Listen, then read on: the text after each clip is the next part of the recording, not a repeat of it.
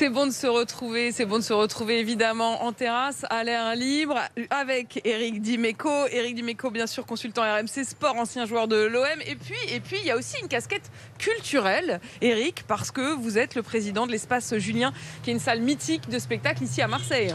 Oui, et qui, du coup, est à l'arrêt depuis un long moment. Et on attend, nous aussi, la réouverture pour donner du temps d'abord de plaisir aux gens, parce qu'ils ont envie de retourner dans les salles de spectacle et voir des concerts, voir des pièces de théâtre, voir des humoristes, mais surtout pour les artistes. Il y a une grande demande artistique et nous on privilégie, on l'avait déjà fait au mois de septembre, les artistes locaux qui ont besoin de travailler, les intermittents du coup qui se greffent sur les concerts notamment et qui ont aussi Éric, besoin de travailler. vous m'avez fait une petite confidence tout à l'heure, vous m'avez dit que vous aviez déjà pris un peu d'avance, vous avez été avec Maë?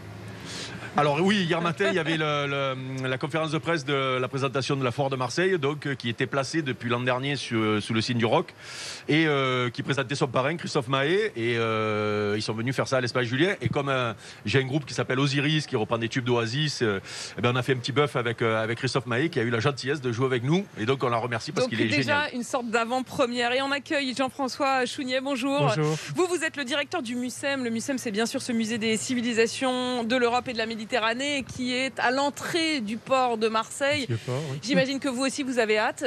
Dans quoi, 2 heures, 3 heures maintenant? Oui, c'est ça. C'est un peu la rentrée des classes, j'allais dire. On a envie de retrouver nos copains et copines, mais on a aussi toujours un petit peu peur, dans les jours de rentrée, parce qu'après 200 jours de fermeture, ce qui est vraiment très très long, tout est prêt. C'est quasiment un musée tout neuf qui ouvrira ses portes. C'est une renaissance. On a l'impression, vous nous le dites tous, qu'il y a ce mélange à la fois d'enthousiasme et de crainte, une forme de petit trac. Est-ce que vous avez pu craindre que les gens ne soient pas au rendez-vous? Non, parce que on a quand même, malheureusement, je dirais, et heureusement, l'expérience de l'an dernier. On a vu en juin dernier le public au MUSEM revenir tout de suite, très vite. Donc, c'est pas tellement notre appréhension.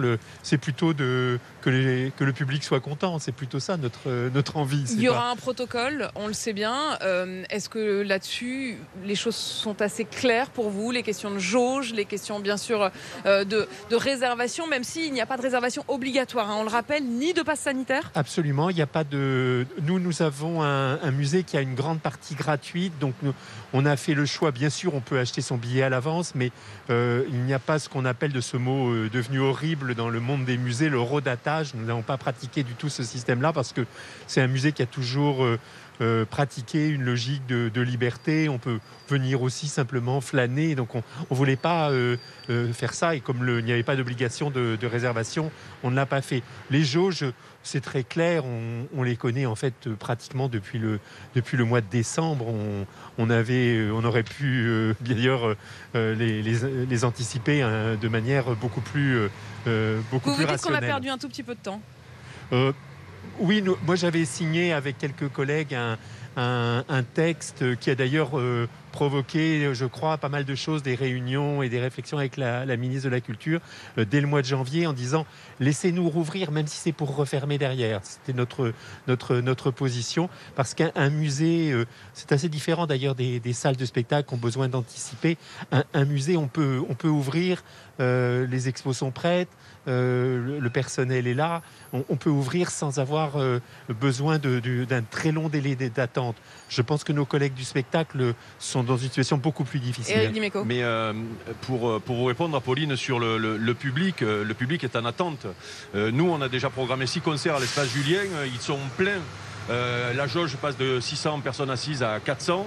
Mais les gens n'ont pas peur. Ils ont plus peur d'aller rentrer dans un train bondé, dans un métro bondé ou dans un avion bondé, que de venir dans une salle de spectacle, ou encore plus venir dans un musée.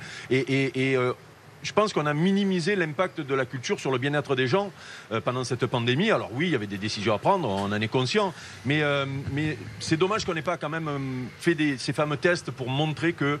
alors peut-être que le message envoyé à la population n'aurait pas été terrible si on avait réouvert les salles de spectacle, on en est conscient aussi, mais en tout cas le public viendra et nous l'a déjà montré, puisque nos concerts sont pleins déjà. Tous vos concerts sont pleins, et vous au MUSEM, qu'est-ce que vous nous recommandez du coup? Faites-nous un peu rêver, ça y est. Écoutez, on a pratiquement 5 expositions expositions qui ont été montées. L'embarras du choix, donc. Vraiment, on a l'embarras du choix. On a la très grande exposition de Jeff Koons qui était très attendue parce que c'est une confrontation entre nos collections et cette star internationale de l'art contemporain.